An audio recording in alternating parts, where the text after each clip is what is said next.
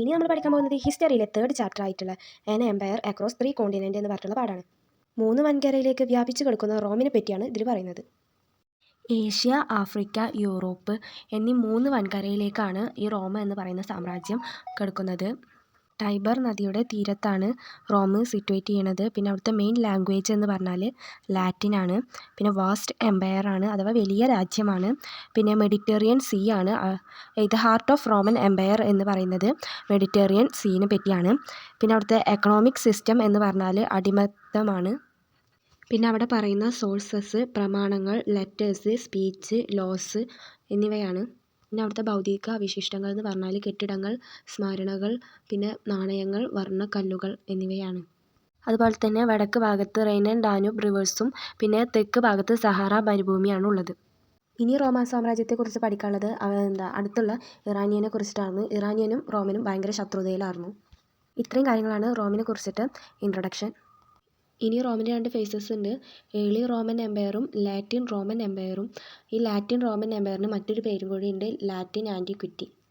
അതിൽ ഫസ്റ്റത്തെ early Roman Empire വരുന്നത് 3rd സെഞ്ച്വറിയിലും അതുപോലെ തന്നെ ലാസ്റ്റ് റോമൻ എംപയർ വരുന്നത് 4th to 7th സെഞ്ച്വറിയിലുമാണ്.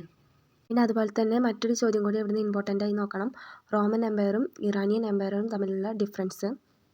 റോമിൽ ഒരുപാട് ഭാഷകൾ അവർ സംസാരിച്ചിരുന്നു. അതുപോലെ തന്നെ അവർക്ക് ഒരു ഗവൺമെൻറ്റും സ്ഥിരമായിട്ടുണ്ടായിരുന്നു. പക്ഷേ ഇറാനിൽ അങ്ങനെ അല്ലായിരുന്നു. അവർ ഒരു ലാംഗ്വേജ് മാത്രമാണ് സംസാരിച്ചിട്ടുണ്ടായിരുന്നത്. പിന്നെ അതുപോലെ തന്നെ അവർക്കൊരു കോമൺ സിസ്റ്റം ഓഫ് ഗവൺമെൻറ് ഉണ്ടായിരുന്നില്ല. അടുത്ത് നോക്കാൻ പോകുന്നത് ഒക്ടോവിയനെ കുറിച്ചിട്ടാണ്. ഒക്ടോവിയനാണ് ആദ്യത്തെ റോമിലെ എംപയർ. പിന്നെ അതുപോലെ തന്നെ ഒക്ടോവിയൻ്റെ ആദ്യത്തെ പേര് അഗസ്റ്റ് സീസർ എന്നാണ്. പിന്നെ അഗസ്റ്റ് സീസർ കൊണ്ടുവന്ന അഡ്മിനിസ്ട്രേഷനെ വിളിക്കുന്ന പേരാണ് പ്രിൻസിപ്പേറ്റ്. പിന്നെ അയാളുടെ ടൈറ്റിൽ പ്രിൻസിപ്പൈസ് എന്നാണ്. അത് എന്ന അർത്ഥം, പ്രിൻസിപ്പൈസ് എന്ന അർത്ഥം വരുന്നത് ഫസ്റ്റ് പേഴ്സൺ എന്നാണ്. ഇനി നോക്കുന്നത് ഒക്ടോവിയൻ്റെ യുഗം കഴിഞ്ഞതിന് ശേഷം 3rd സെഞ്ച്വറി ക്രൈസിസ് ആണ്. അസേറിയൻ ഡൈനാസിറ്റിയിലെ സാപ്പൂർ ഒന്നാമനും അതുപോലെ തന്നെ ബെർബറിയനും റോമിനെ ആക്രമിക്കുകയുണ്ടായി. അതാണ് 3rd സെഞ്ച്വറി ക്രൈസിസ് ആയി അറിയപ്പെടുന്നത്. ഇനി അടുത്തതായി നോക്കാൻ പോകുന്നത് ജെൻഡർ, ലിറ്ററസി ആൻഡ് കൾച്ചർ എന്ന് പറയുന്ന ഭാഗമാണ്. ആദ്യം നോക്കുന്നത് ലിംഗം. പുരുഷാധിപത്യമായിരുന്നു. ദ സൊസൈറ്റി ഡോമിനേറ്റഡ് മാന്.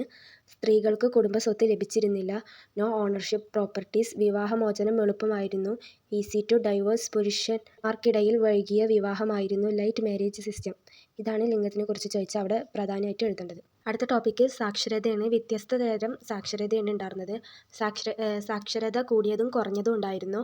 കൂടിയത് പോപ്പിലും പിന്നെ കുറഞ്ഞത് ഈജിപ്തിലുമായിരുന്നു. അടുത്തത് കൾച്ചറാണ്, അഥവാ സംസ്കാരം. വ്യത്യസ്ത തരം സംസ്കാരങ്ങളായിരുന്നു. ഭക്ഷണത്തിലും അതുപോലെ തന്നെ ഡ്രസ്സിലും അതുപോലെ തന്നെ റീജിയണിലും ലാംഗ്വേജിലും എല്ലാത്തിലും അവർക്ക് ഡിഫറെൻറ്റ് ടൈപ്സ് ആയിരുന്നു. പിന്നെ ഇവിടെ ഒരു ബുക്കിൻ്റെ കാര്യം പറയുന്നുണ്ട്, സിറ്റി ഓഫ് ഗോഡ്. അത് എഴുതിയിട്ടുള്ളത് സെൻറ്റ് അഗസ്റ്റിനാണ്. അതുപോലെ തന്നെ എക്കണോമിക് എക്സ്പെൻസിനെ കുറിച്ച് ചോദിക്കുകയാണെങ്കിൽ ഹാർബറീസും കോറീസും ഓയിൽ ഫാക്ടറീസും അവിടെ ഒരുപാടുണ്ടായിരുന്നു. പിന്നെ വൈനും ഒലിവ് ഓയിലും കൊണ്ടുപോയിരുന്ന ഒരു ഭരണിയുടെ പേരാണ് ആംഫോറെ. അതുപോലെ തന്നെ സ്പാനിഷ് ഓയിൽ കൊണ്ടുപോയിരുന്ന ഭരണിയുടെ പേരാണ് ഡെസൽ 20.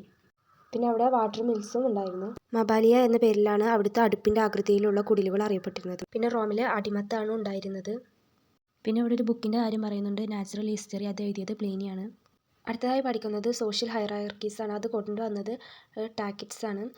അതിലാദ്യം സെനറ്റ്സ്, പിന്നെ നൈറ്റ്സ്, പിന്നെ മിഡിൽ ക്ലാസ്, ഹ്യൂമിലി ഹോറസ്, സ്ലാവ്സ് എന്നിവരാണ് വരുന്നത്. അപ്പോൾ ഈ കാര്യങ്ങളൊക്കെ പഠിച്ചു വെക്കുക. ഇത്രയും നേരം നമ്മൾ പറഞ്ഞിരുന്നത് ഏർലി റോമൻ എംപയർ ആണ്. ഇനി ലേറ്റ് റോമൻ എംപയർ നോക്കാം. അതിലാദ്യം പറയുന്നത് ഡയോക്ലീഷ്യനെ കുറിച്ചിട്ടാണ്. വലിയ സാമ്രാജ്യം ചുരുക്കി, അതുപോലെ തന്നെ ബൗണ്ടറീസൊക്കെ കെട്ടിപ്പടുത്തു. പിന്നെ അതുപോലെ തന്നെ ഒരു ഏറ്റവും ഇമ്പോർട്ടൻ്റ് ആയിട്ടുള്ള മറ്റൊരു ചക്രവർത്തിയാണ് കോൺസ്റ്റൻറ്റൈന്. അദ്ദേഹം ഇറക്കിയതാണ് സോളിഡസ് എന്ന് പറയുന്ന ഗോൾഡ് കോയിന്. 4.5 ഗ്രാം പ്യുവർ ഗോൾഡാണത്. പിന്നെ അയാൾ ന്യൂ ക്യാപിറ്റൽ ഉണ്ടാക്കി, അതാണ് കോൺസ്റ്റാൻറ്റിനോപ്പിൾ. അതിൻ്റെ പഴയ പേര് ബൈസാൻഡിയം എന്നാണ്. Official religion was Christianity official റിലീജിയനായിട്ട് സ്വീകരിച്ചു.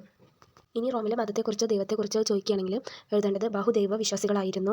പിന്നെ ജുപ്പിറ്റർ, ജൂനോ, മിനർവ, മാർസ് എന്ന ദൈവങ്ങളെ ആദരിച്ചിരുന്നു. പഴയ മതമായിരുന്നു യഹൂദ മതം. കുറച്ച് കഴിഞ്ഞപ്പോൾ ക്രിസ്തു മതമായി മാറി. ഇത്രയും കാര്യങ്ങൾ പഠിച്ചാൽ തന്നെ ഈ ചാപ്റ്ററിന് നല്ലൊരു മാർക്ക് സ്കോർ ചെയ്യാൻ പറ്റും. ഈ ചാപ്റ്ററിൻ്റെ മൊത്തം വെയിറ്റേജ് 10 മാർക്ക് മുതലൊട്ടിട്ടാണ് തുടങ്ങുന്നത്. ക്ലാസ് ഇഷ്ടപ്പെട്ട വീഡിയോ ലൈക്ക് ചെയ്യുക, ചാനൽ സബ്സ്ക്രൈബ് ചെയ്യുക, ഫ്രണ്ട്സിനൊക്കെ ഷെയർ ചെയ്ത് കൊടുക്കുക. Thanks for watching.